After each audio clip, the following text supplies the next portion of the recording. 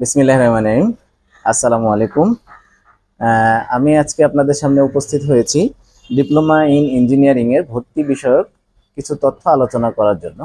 তা আমি প্রথমেই যে বিষয়টা নিয়ে আপনাদের সামনে উপস্থিত করতে চাই সেটা হচ্ছে এবারের এসএসসি পরীক্ষায় যারা আশানুরূপ ফলাফল করতে পারোনি, অর্থাৎ জিপিএ কম হয়েছে বলে মনে করতেছো, এবং যাদের জিপিএ বেশিও আছে, এই দুই পক্ষেরই কি কি করণীয়।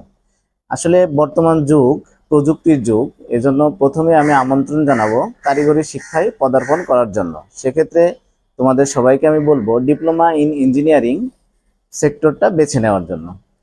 এখন এই দুই ধরনের যে জিপিএ এর কথা আমি বললাম, জিপিএ 2 থেকে শুরু করে যারা 4.5 পাচ্ছ এবং 4.5 থেকে যারা জিপিএ 5 পাচ্ছ, তাদের জন্য আমার পরামর্শ থাকবে এভাবে যে যারা জিপিএ 4.5 থেকে 5 এর মধ্যে আসছো, তারা সরকারি পলিটেকনিকে অবশ্যই চান্স নেবে এবং সেখানে চেষ্টা করে দেখবে ভালো কোনো ডিপার্টমেন্টে তোমার সুযোগ হচ্ছে কিনা। যদি তোমার ভালো কোনো ডিপার্টমেন্টের সুযোগ না হয় আবেদন করার পরে, তখন তুমি ভালো কোনো বেসরকারি প্রতিষ্ঠান পছন্দ করবে। আর যাদের জিপিএ কম আছে, আমি বলবো তাদের জেনারেল লাইনে পড়ালেখা করার থেকে কারিগরি শিক্ষায় শিক্ষিত হলে দ্রুত জব সেক্টরে আসতে পারবে এবং ক্যারিয়ার ডেভেলপ করতে পারবে।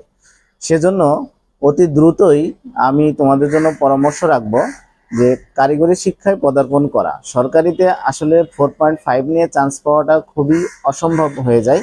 এজন্য ভালো মানের কোনো বেসরকারি পলিটেকনিক, যেগুলো এনজিও সেক্টর দ্বারা পরিচালিত হয়, যেখানে ভালো প্র্যাকটিক্যাল হয়, জব সিকিউরিটি আছে, সেই সমস্ত জায়গায় দ্রুত ভর্তি হওয়ার জন্য। আর দ্রুত ভর্তি হতে বলছে এই কারণেই যে সেখানে ভালো ডিপার্টমেন্টেরও কিন্তু একটা ডিমান্ড থাকে, পরবর্তীতে গেলে হয়তো ভালো ডিপার্টমেন্ট নাও পেতে পারে।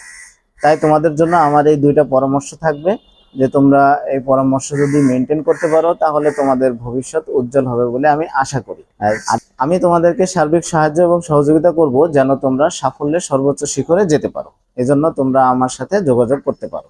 ধন্যবাদ তোমাদের সবাইকে।